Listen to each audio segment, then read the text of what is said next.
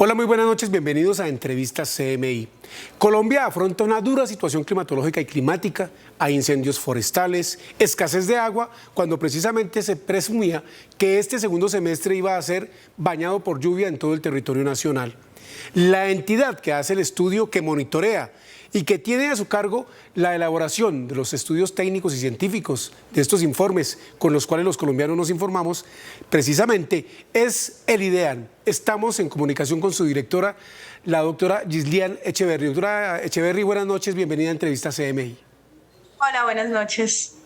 Doctora, ¿qué es lo que está pasando con esta situación tan cambiante y como tan loca, bipolar en materia climática?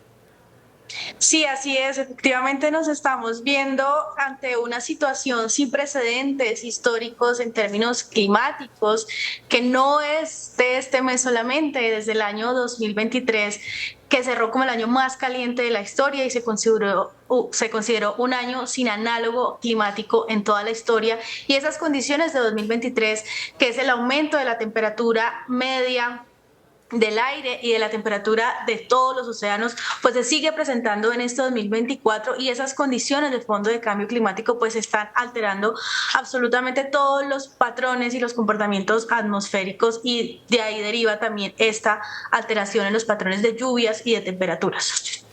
Cuando usted dice que se deriva toda esta forma tan particular que está viviendo el país de lluvias y temperaturas, por eso se explican los incendios forestales como lo de Mondoñedo hoy, como lo de Natagaima en Tolima, la falta de lluvia, el que haya más racionamiento de agua en Bogotá y municipios aledaños.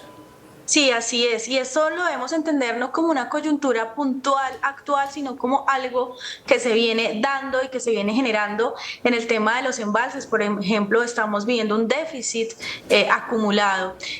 Lo que ocurre actualmente en los incendios es una situación que es histórica, pero que está intensificada y exacerbada por este cambio climático. En otras palabras, el mes de septiembre, históricamente, desde las variables históricas climatológicas, es un mes donde hay menos lluvia. De hecho se considera la segunda temporada de menos lluvias del año, y donde usualmente suben también las temperaturas. Lo que pasa es que hoy en día esto que es histórico y que es normal, entre comillas, está intensificado por este cambio de fondo que es el cambio climático. Entonces esto hace que aumenten las probabilidades de catástrofes, que aumenten las probabilidades de incendios de la cobertura vegetal, como hoy precisamente nos está ocurriendo.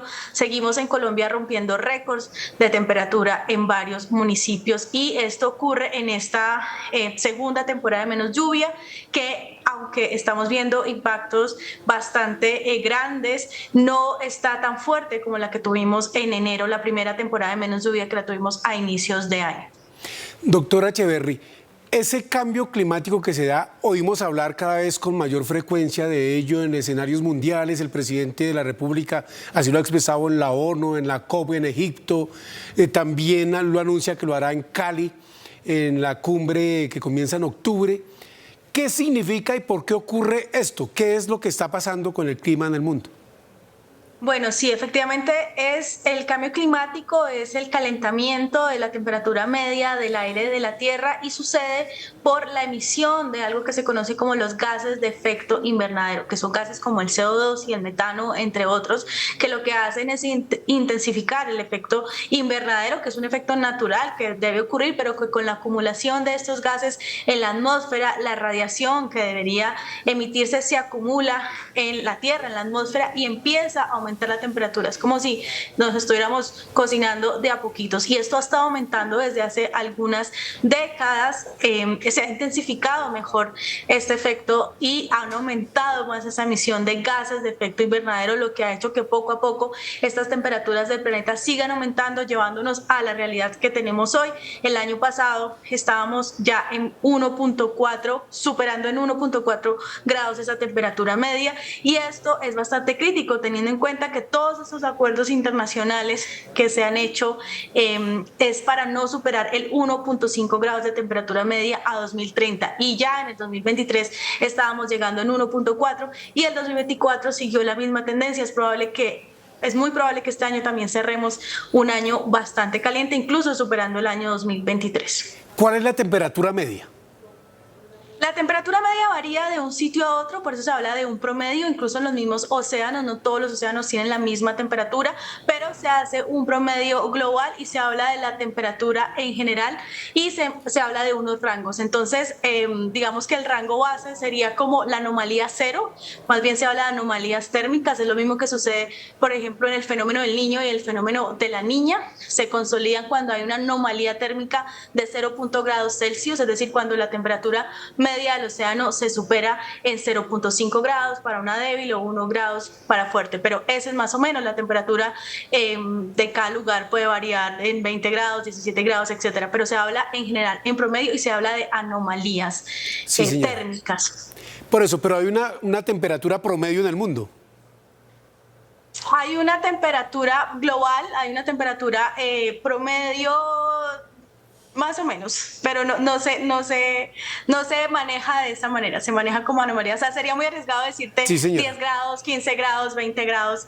No, es más como lo en general y de cada país. Por ejemplo, voy a dar un ejemplo muy local para que de Sí, pronto señora. sea mucho más claro.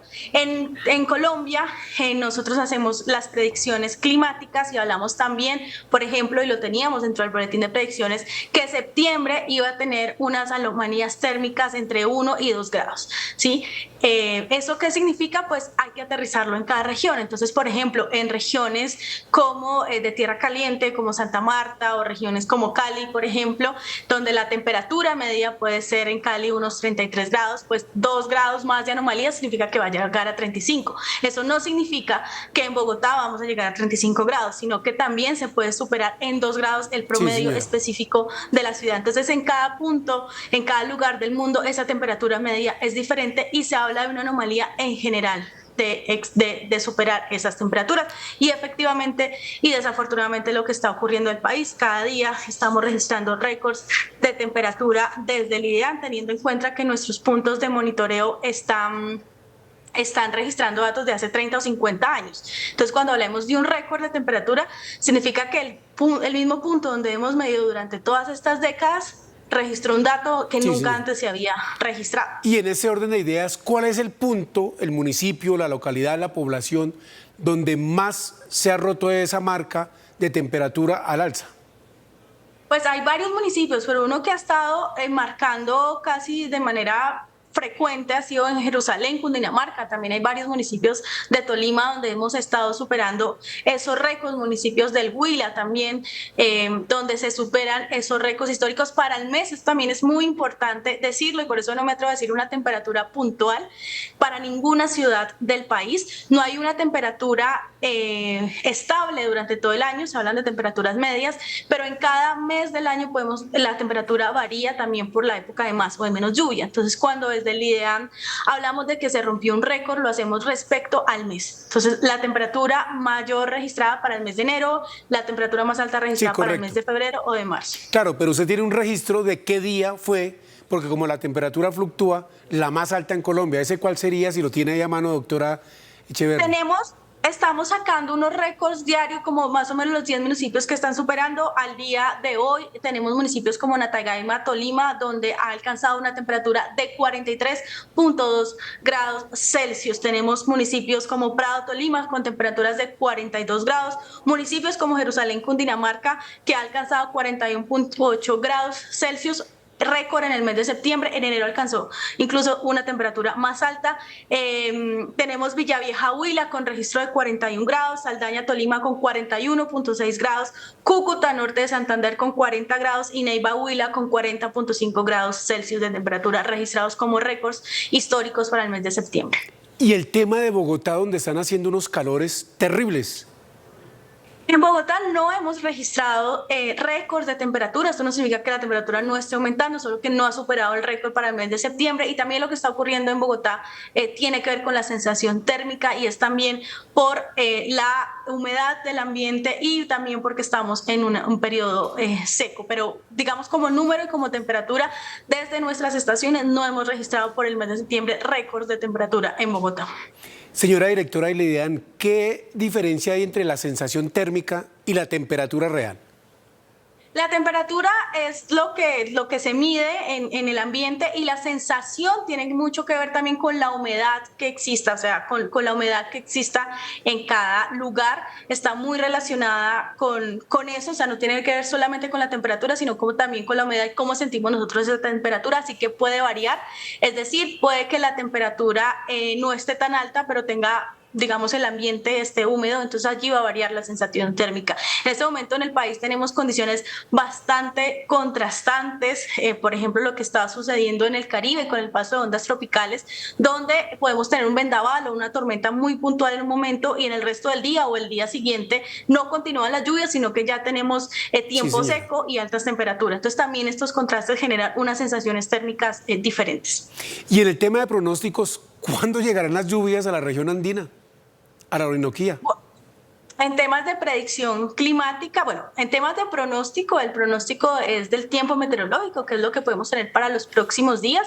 Los pronósticos nos están mostrando que este fin de semana podríamos tener algunas lluvias en general en gran parte del territorio nacional, pero en general el mes de septiembre es un mes donde el total, si sumamos la cantidad de lluvia, es un mes que se va a comportar como un mes seco. Ahora, en términos de instalación de la segunda temporada de lluvias para la región andina y la región Caribe, esperamos que esa temporada de lluvias se vaya instalando en el mes de octubre y que se vaya hasta el mes de noviembre. Sin embargo, en la Orinoquía y en la Amazonía la situación es mucho más crítica, porque allí el periodo que se conoce como periodo seco o de menos lluvias se extendería hasta abril del próximo año. Uy, y eso sí que trae consecuencias durísimas por ser el Amazonas el pulmón del mundo.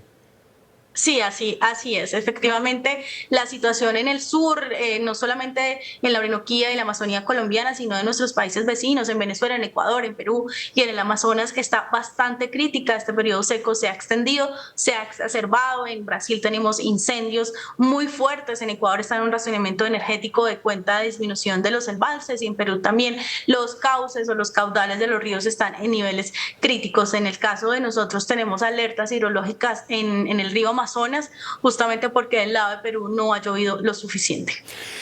Doctora Echeverry, ¿cómo hacen ustedes el monitoreo? ¿Cómo se nutren para hacer esos informes técnicos que entregan periódicamente ustedes a la población?